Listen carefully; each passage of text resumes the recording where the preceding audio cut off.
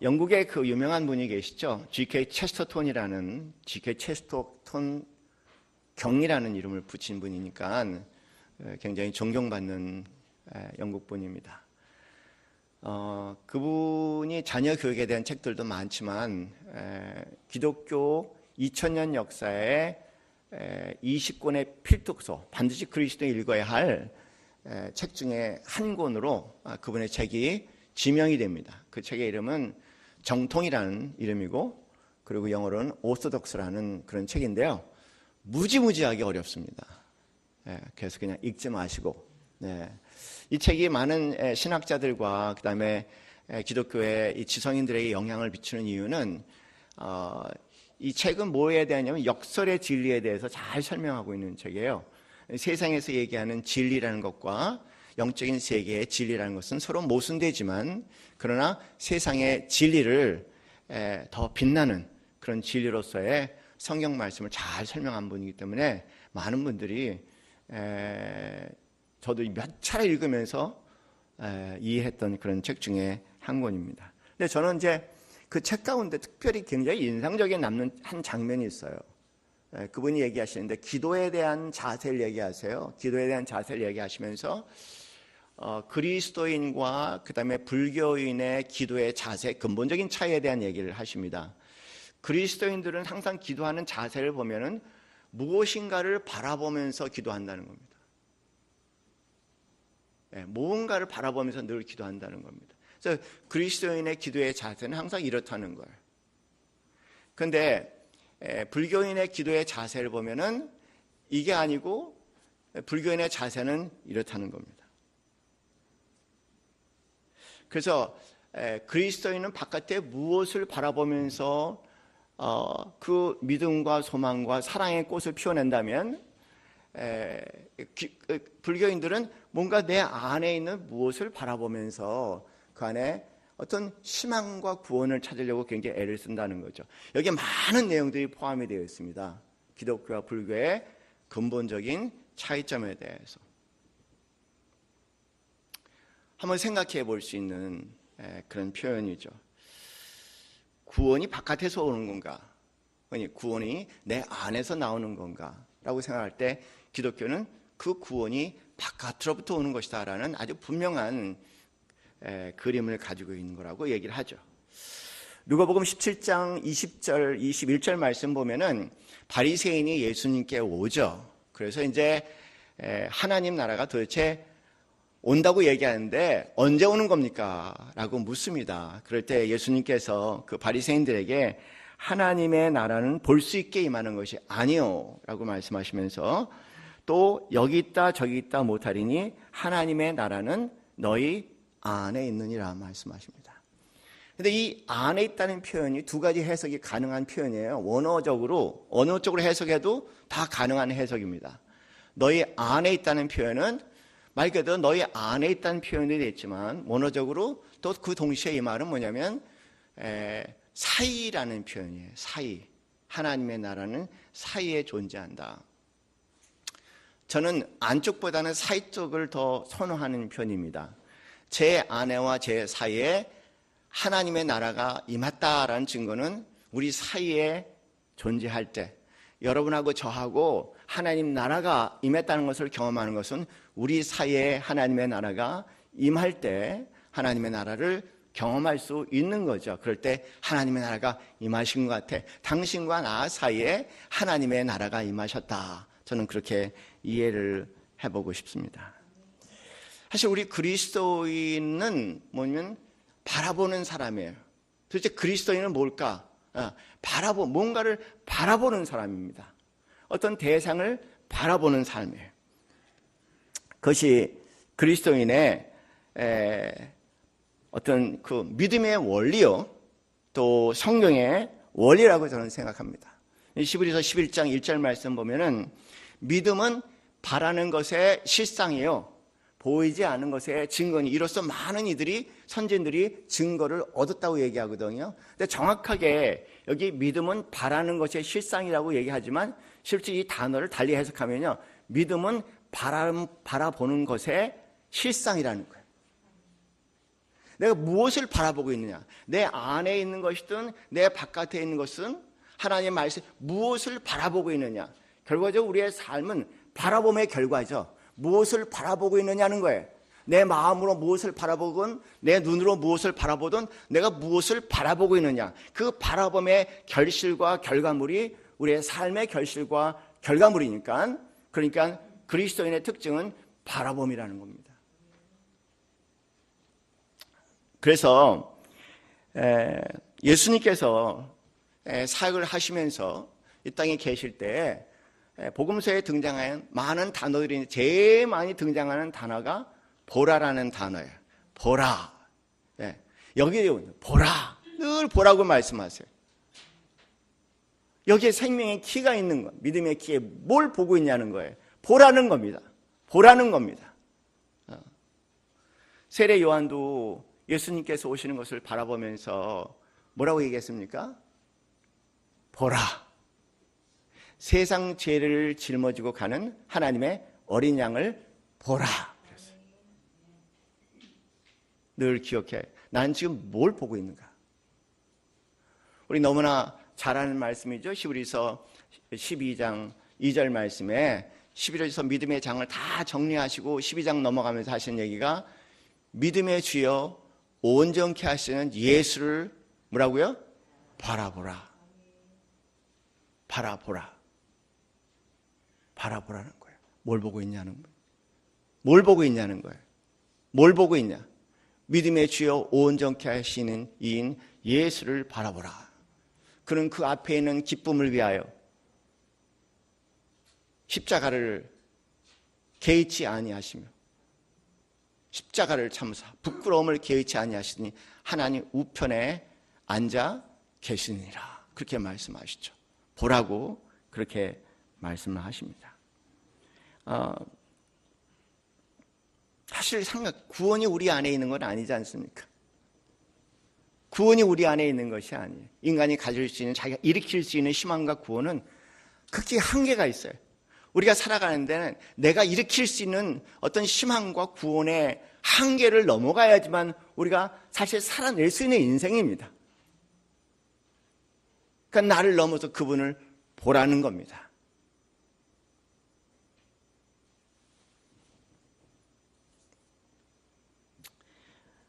아브라함도 그렇습니다.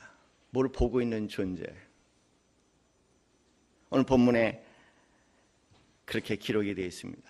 마물의 상수리 나무, 마물의 상수리 나무, 마물의 지역에 있는 도토리 나무죠. 마물의 상수리 나무는 신성한 곳입니다. 늘 하나님 임재하실 때 거기에 임하시는 것 같아요. 그래서 아브라함은요, 늘 시선이 고정되어 있는데 마물의 상수리 나무에 시선이 고정되어 있어요.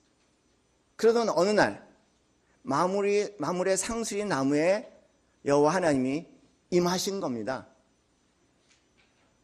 흥미로운 것은 삼위일체 하나님을 상징하듯이 세 분으로 나타나신 거예요.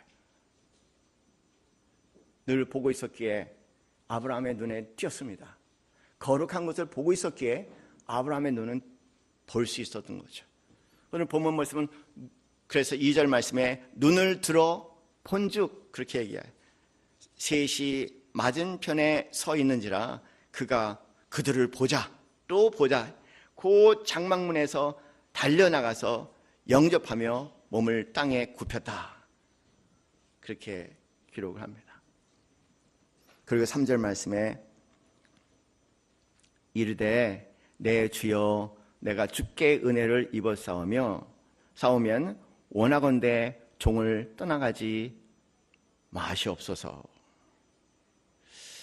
내가 주의 은혜를 입어 싸우면 원하건대 종을 떠나가지 마시옵소서라고 간구를 하죠. 그러면서 어떻게 할 것인가를 4절에 얘기합니다. 물을 조금 가져오게 하사 당신의 발을 씻으시고 나무 아래서 쉬소서. 그러는 동안 내가 떡을 조금 가져오리니 당신들의 마음을 상쾌하게 하신 후에 지나가소서. 당신들이 종에게 오셨음이니이다. 이렇게 얘기하는 거죠.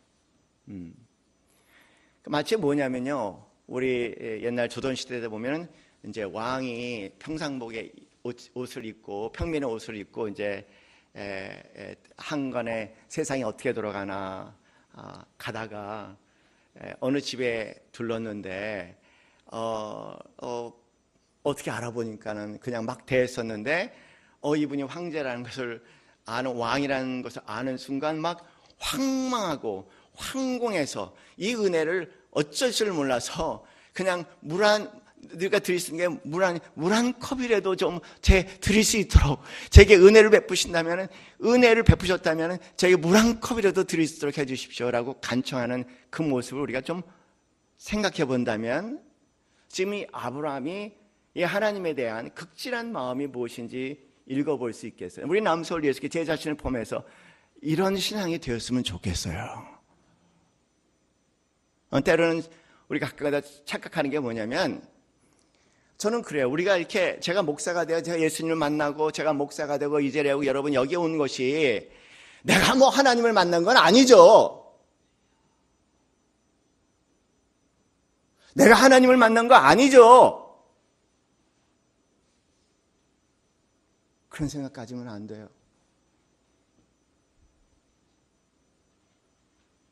하나님의 은혜를 입은 거죠. 하나님이 나를 만나 주셔서 나로 하여금 이곳에 이 자리에 있게 하신 것, 이것이 천지를 지으신 하나님께 은혜를 입었다는 증거 아니겠습니까? 내가 하나님 만났다는 우리 안에 없어져야 할 단어예요. 하나님이 나를 만나 주셨다. 아멘. 그 감격이죠. 내가 하나님을 만났다는데 무슨 감격이 있습니까? 거기에 무슨 신앙 고백이 있습니까? 자고함밖에 없지 않습니까? 거기에 하나님께서 우리를 향하신 마음이 한번 생각해 본다면 얼마나 불경스러운 표현인지 몰라요. 왜 은혜인가, 왜 은혜인가. 그 마음에 늘 하나님의 은혜가 임할 줄을 믿습니다. 그런 마음의 아브라함이, 그런 마음에. 그래서 조금이라도 물 한 컵이라도 드리고 싶은 간절한 마음에 이렇게 잠시 시간을 갖고 쉬시면 좀 몸이 편안할 때 음식 드실 수 있도록 우리가 준비할 수 있는 급히 드리겠습니다. 그리고 그랬더니 그 분들이 하시는 말씀이 내 말대로 그리하라, 이렇게 떨어진 거예요. 내 말대로 그리하라. 여러분 또 한번 상상해 보는 거죠. 물 한 컵이라도 제가 있는 거, 집에 있는 모래도 막 그랬더니 그래, 그리하라. 그럴 때 그 음식을 내올 때, 그 왕이 마실 때 그 촌부의 마음은 어떨까? 그 감격을 어떨까? 저는 그것이 하나님과 아브라함의 관계라고 생각해요. 얼마나 복된 마음입니까? 얼마나 진진한 사랑이 두 분 사이에 여기에 무르익을까요? 그렇게 허락하자마자 아브라함이 급히 장막으로 돌아간 거예요. 네. 그래서 아내 사라에게 6절 말씀에 기록된 것처럼 속히 고운 가루 세 사를 가져다가 반죽해서 떡을 만들고, 그리고 하인에게 가축되어 있는 곳에 달려가서 아주 가장 기름지고 좋은 송아지를 잡아 하인에게 주면서 뭐냐면 급히 요리해라. 왜 너무 급히란 단어가 많이 나오니 급히, 속히, 급히 막 나와요. 그리고 8절 말씀에 아브라함이 엉긴 젖, 요즘 얘기하면 요구르트겠죠.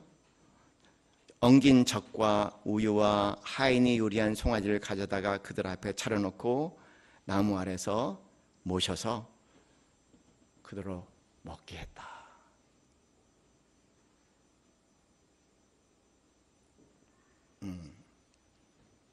드시는 하나님이나 바라보는 아브라함이나 참 얼마나 흐뭇하고 행복했을까.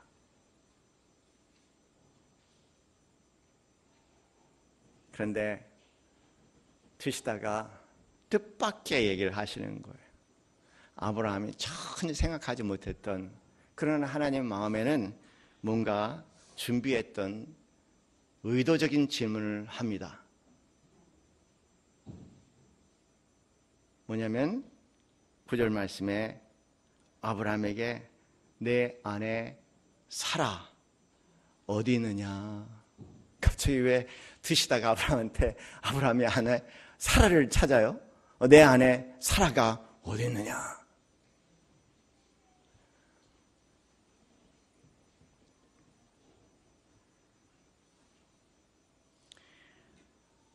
그랬더니 아브라함이 제 아내는 장막에 있나이다. 원래 여자는 바깥에 나오면 안 돼. 이 시대 문화적으로.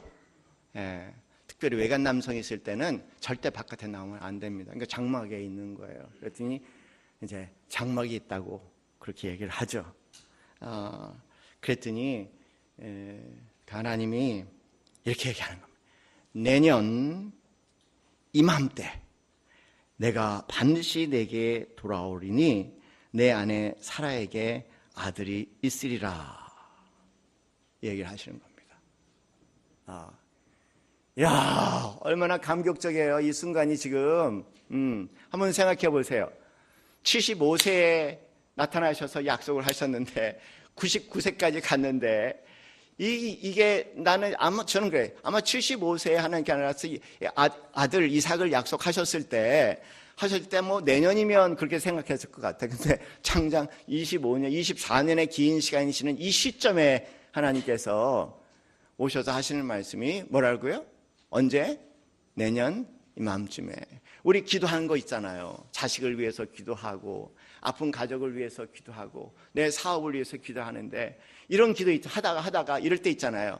언제 뭐 속히라고 생각했는데 언제 예수님께서 그 부활하시면서 제자들에게 속히 돌아오리라고 말씀하셨는데 2000년이 지나가는데 우리 마음에 언제 이 얘기 나오잖아요. 언제라고 기다리는 사람에게 내년 이맘때라는 말이 얼마나 큰 감격과 위로가 되겠습니까? 여러분 그런 기도 하시잖아요. 그렇죠? 자식 문제 뭐 여러 문제로 막 자식 문제 기도는 하루 이틀이 아니야. 제가 볼 때는요. 아주 고집스럽게 믿지 않는 사람, 가족, 친척들을 위해서 기도는 하루 이틀이 아니야. 때로는 20년이 가고 30년이 갈 수 있어요.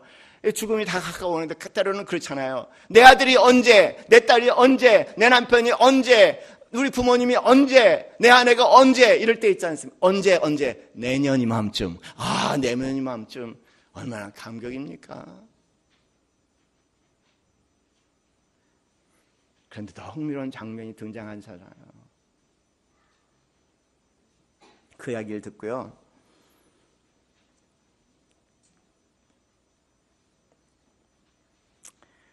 사라가 그 뒤에 장막에서 들었더라 얘기합니다. 아주 흥미로운 것 중에 하나가 때로는 그래요. 저는 이제 방 안에서 전화를 하거든요. 이렇게 전화를 하고 누구랑 전화를 해. 문을 닫고 전화를 하거든요. 그리고 문을 열고 나와서 우리 사람 얼굴을 보면은 들었어. 그게 남자와 여자의 차이인 것 같아. 남자들은 좀 무관심해요. 내 일 아니면 무관심해. 그게 아내 일도 무관심하고 어떻게 보면 자식의 일도 무관심하고 친족들에 대한 얘기도 무관심해. 그래서 이렇게 되게 그냥 남자들은 내 일 아니면 그냥 쓱 들어가서 안 들어. 근데 여자들은 꼭꼭 숨은 얘기도 꼭 들으려고 하는 거예요. 무지무지하게 궁금한가 봐. 그놈의 관심. 근데 문제는요, 장막 뒤에서 그 얘기를 다 듣고 난 다음에 뭔 일이 일어났습니까?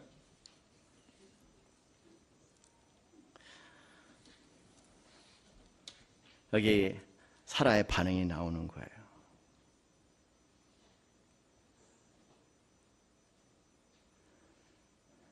11절 말씀에 아브라함과 사라는 나이가 많아 늙었고 사라에게는 여성의 생리가 끊어졌는지라 사라가 속으로 웃고 이르되 내가 노쇠하였고 내 주인도 늙었으니 내게 무슨 즐거움이 있으리요. 여호와께서 아브라함에게 이르시되 사라가 왜 웃으며 이르기를 내가 늙었거늘 어떻게 아들 낳으리요 하느냐. 여호와께서 능하지 못한 일이 있겠느냐.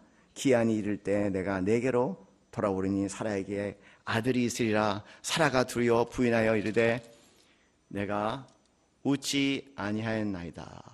이르시되 아니야, 내가 웃었어.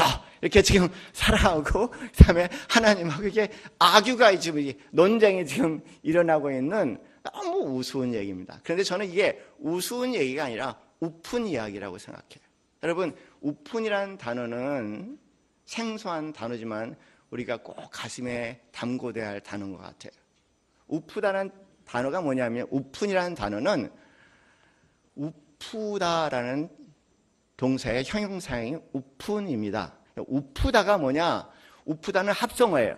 한국 말이 좀 독특해요. 한국어 많이 만들 수 있는 독특한 합성어입니다. 우프다라는 뜻은 뭐냐면 웃다와 슬프다라는 두 단어가 합쳐져서 병행해서 두 가지의 의미를 동시에 전하는 독특한 단어예요. 우프다. 너무 좋은 단어예요. 물론 웃음 가운데 슬픔이 있죠. 또는 슬픔 가운데 슬픔이 전부가 아니라 또 웃음이 있는 거예요. 슬픔 가운데 희망이 있고 희망 가운데 또 슬픔이 있는 거예요. 절망이 있는 겁니다. 이런 묘한 뉘앙스를 담고 있는 단어가 우프다라는 단어예요. 이 이야기는 매우 우픈 이야기입니다.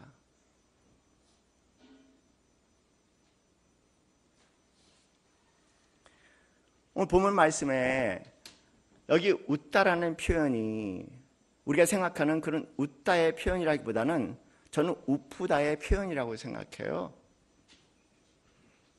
아주 특이한 단어가 등장이 되는데 여성에게 쓰이는 독특한 단어, 여성의 절망의 단어가 거기 등장하지 않습니까? 아이를 낳을 때 뭐가 있어야 돼요, 여러분?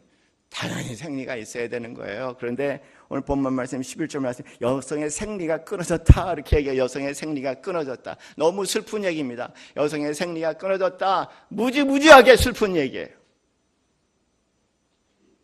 그것도 슬픈데 그 슬픔은 끝나는 건데, 그렇게 끝나는 건데, 그렇게 끝장나는 건데, 그렇게 끝난 건데, 근데 여기 또 아이를 가질 수 있다고 얘기하니 이거를 웃어야 되나요? 울어야 되나요?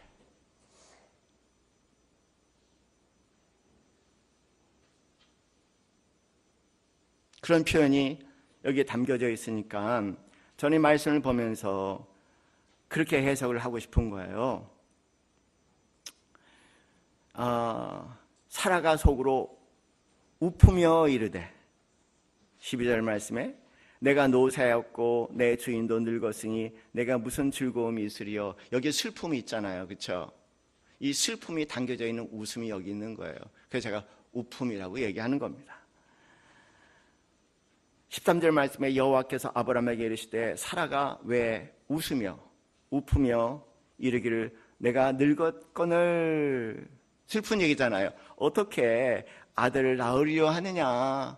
그 마음도 이해한다는 얘기도 들고 포함이 되는 거예요.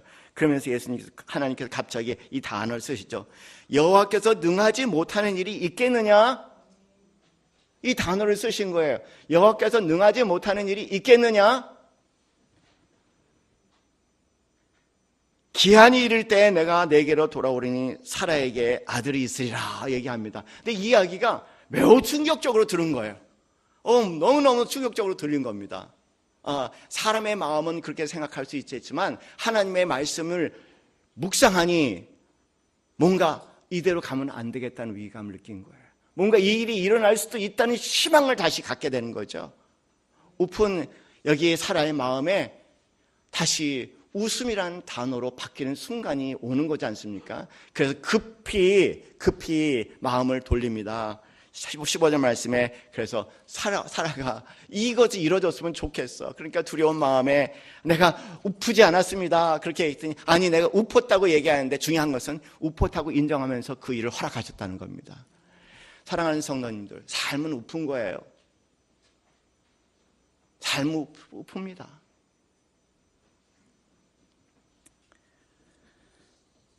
언젠가부터 한국 사회에 심심치 않게 돌아다니는 단어가 우프다는 단어예요.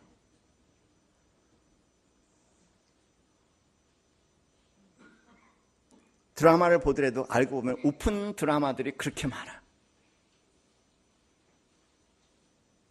얼마 전에 제가 봤던 드라마 가운데 어떤 직장인의 우픈 이야기를 담고 있더라고요.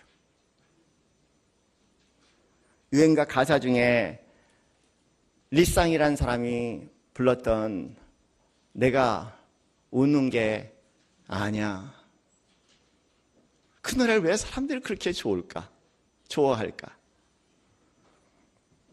후렴구에 보면은 여러 가지 얘기는 내가 웃는 게 아니야. 내가 걷는 게 아니야. 너의 기억 그 속에서 난 눈물 흘려 너를 기다릴 뿐. 그러니까 그 마음에 웃음 안에 눈물이 있는 거죠.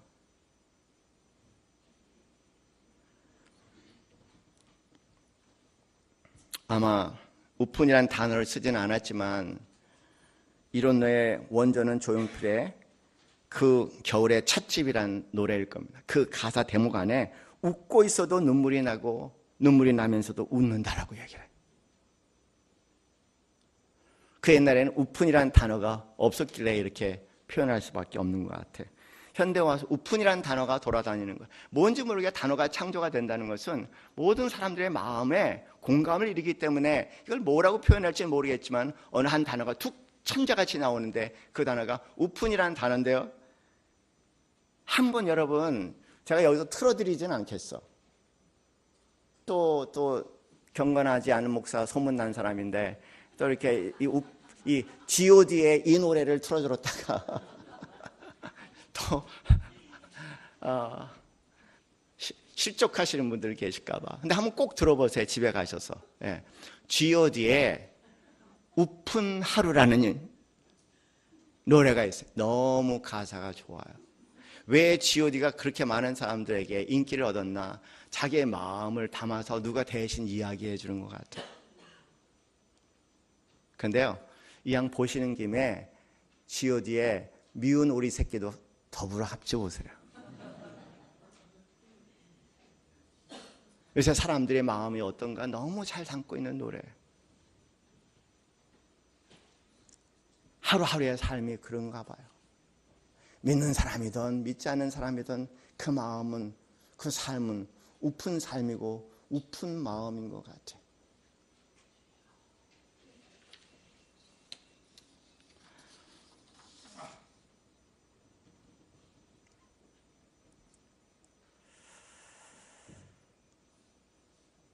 우픈이라는 것은요, 웃으면서 울면서 또 살아가는 웃음을 얘기를 하는 거죠. 우리가 그렇게 살아가잖아요. 그런데 그 우품이라는 것은 비웃는 것도 아니고요, 비웃는 웃음도 아니고 쓴 웃음도 아니고 코 웃음도 아니에요. 제가 지난주에 사실은 의도적으로 그 17장 말씀을 전하면서 아브라함이 비아냥거렸다라고 얘기했는데 비아냥거리는 것이 아니라 우품이었습니다. 아이고 그러면서도 내 처지와 여러 가지 상황, 현실을 생각할 때 너무 슬퍼. 그렇지만 그 말씀이 또한 희망을 갖게 돼. 우리는 그렇게 살잖아요. 슬픔과 절망만 가지고 어떻게 살 수 있습니까? 뜻밖의 슬픔과 절망 안에 뜻밖의 희망과 믿음과 그리고 사랑에서 나올 수 있는 작은 웃음들이 주에서 쏟아지고 내 안에 쏟아지기 때문에 그래서 살아갈 수 있는 거잖아요. 사랑하는 성도님, 지난 시간에 그런 말씀을 드렸어요. 함석헌 선생님의 2주 전에 싸우는 생이라는 시를 제가 읽어드렸습니다. 그 시 가운데 이 부분을 제가 여러분에게 읽어드렸을 겁니다. 인생의 바다 건너다 보면 살고 죽음의 끝없는 물결 일고 꺼짐 바라보면 어지러이 피는 꽃동산이 늘 것만 내 몸 잊고 빠져들어 본다면 그저 날뛰는 욕심에 미칠 것만은 아니더라.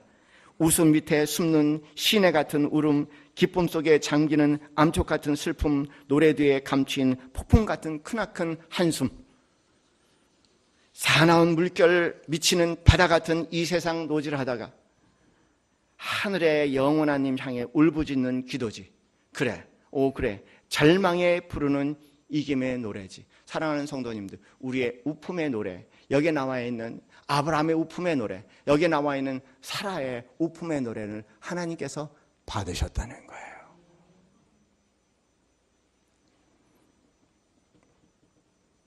저는 그래요. 맨날 정신병자같이 이상하게 웃고 다니는 사람이 아니라 정상적으로 우품의 아픔과 우품의 마음을 담고 다니는 사람, 하나님께서 더 이뻐하신다고 믿는 사람입니다. 나는 모르겠어. 여러분은 다 행복하시죠? 나는 안 행복해. 행복하려고 말씀을 붙잡고 살고, 행복하려고 찬양을 붙잡고 살고, 행복하려고 노래를, 이 기도를 붙잡고 사는 것 뿐이에요. 내 삶에 일어나는 일, 그렇게 웃을 수 있는 만은 아니에요. 아주 죽겠어 슬퍼서. 내가 슬퍼서 병들어 죽겠어. 공대 일이 아니더라도 왜 이렇게 내가 사랑하는 내 주위 사람들에게 아프고 슬픈 일들이 그렇게 많이 일어난다는 말입니까?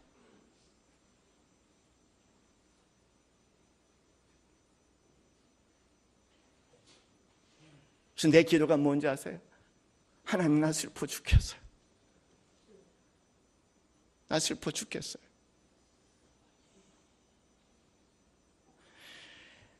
이 슬퍼 죽겠다는 면이 절망입니까? 제가 얘기하는 게. 그랬어요. 태어날 때부터 간질로 쓰러지고 넘어지고 불에 데이고 자식을 바라보면서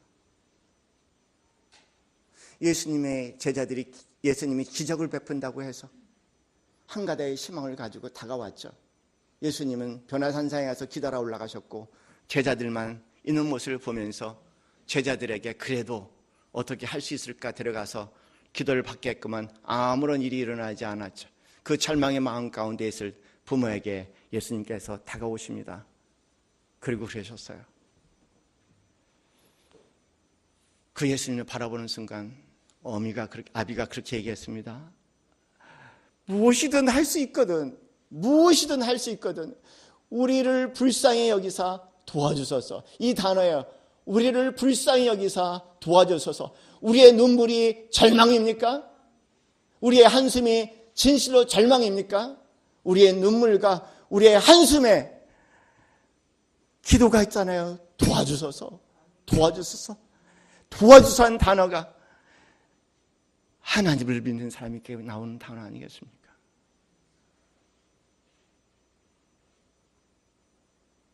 여기 사라의 기도가 그거예요. 사라의 우품이 그겁니다.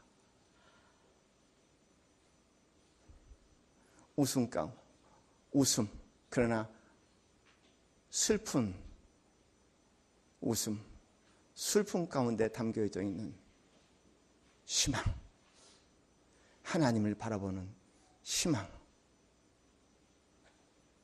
예수님께서 그 아비에게 그렇게 얘기합니다. 할 수 있거든이 무슨 말이냐? 능치 못하는 이에게, 믿는 자에게 능치 못할 일이 없느니라. 그 이야기를 듣는 그 아비가 그랬어요. 내가 믿나이다.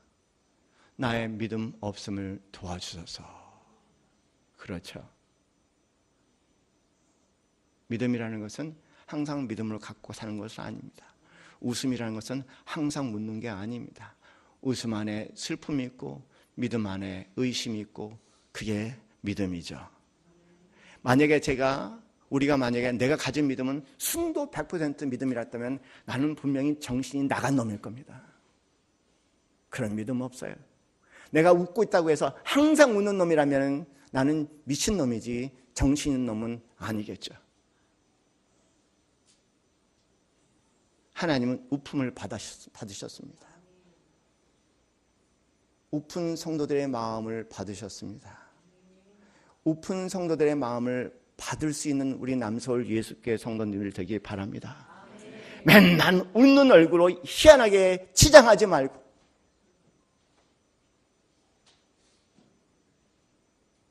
웃고 웃음도 나누고 울음도 나누고 울음도 나누고 웃음도 나눌 때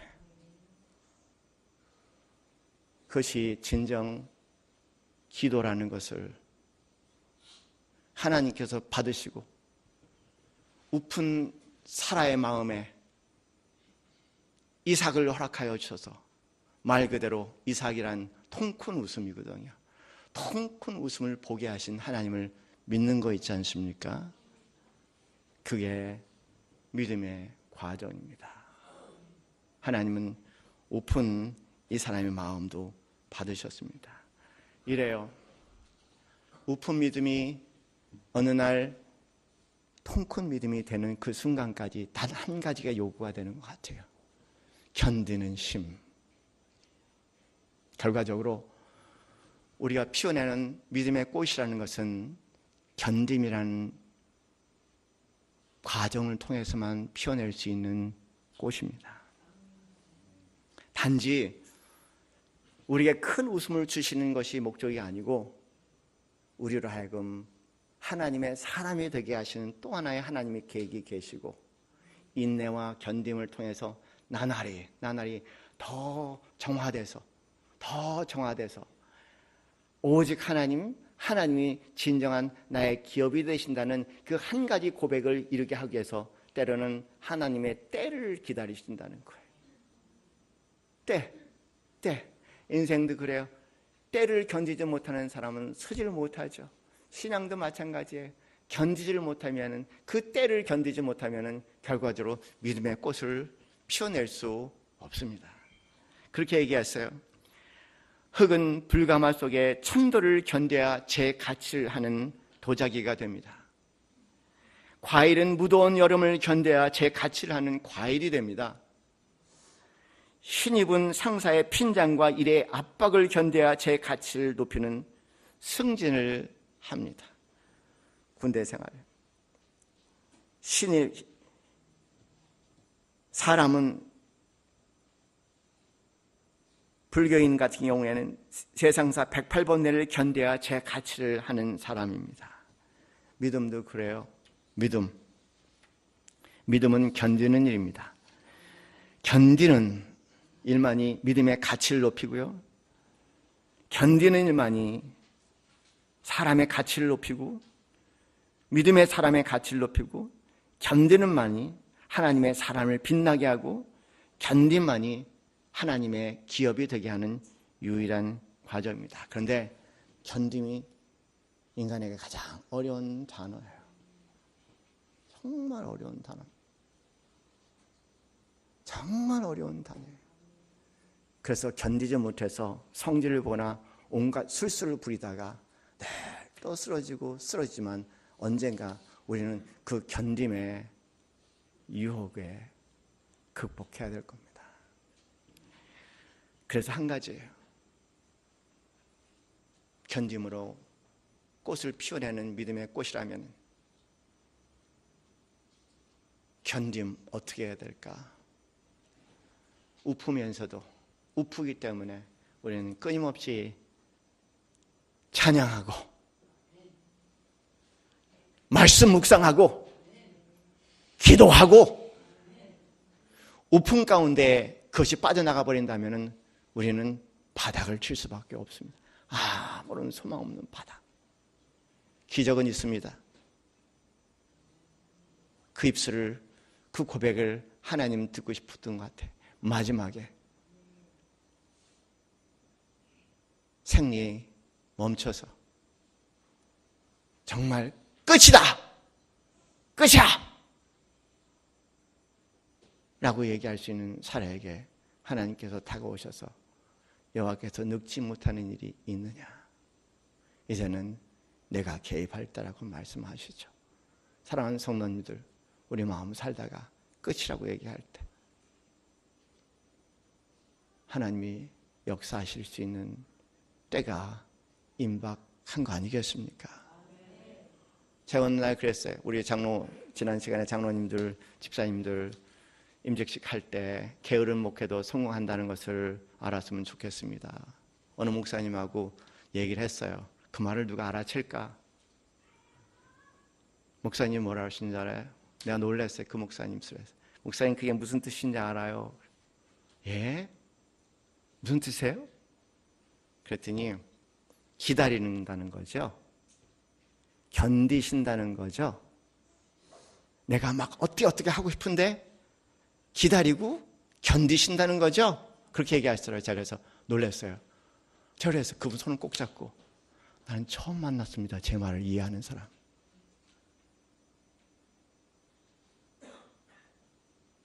놀랐어요.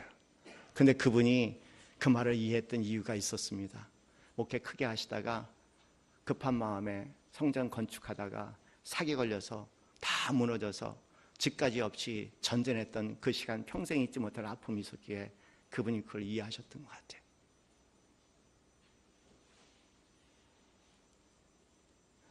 우리 서로 하나님도 견디고 인생의 시련도 견디고 그 인간도 견디고 나도 견뎌서 하나님의 기적을 보시는 우리 사랑하시는 성도님들 되시기를 주님의 이름으로 축원합니다.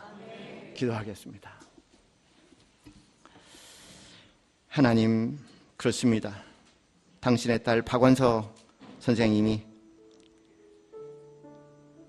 1988년 남편을 병으로 잃고 넉 달 뒤 26세 사랑하는 아들을 잃고 마음에 많은 고생을 한 후에 한 잡지 기자가 선생님, 그러한 고통을 어떻게 극복하셨습니까? 질문했을 때 그것은 극복하는 게 아닙니다. 그냥 견디는 것입니다.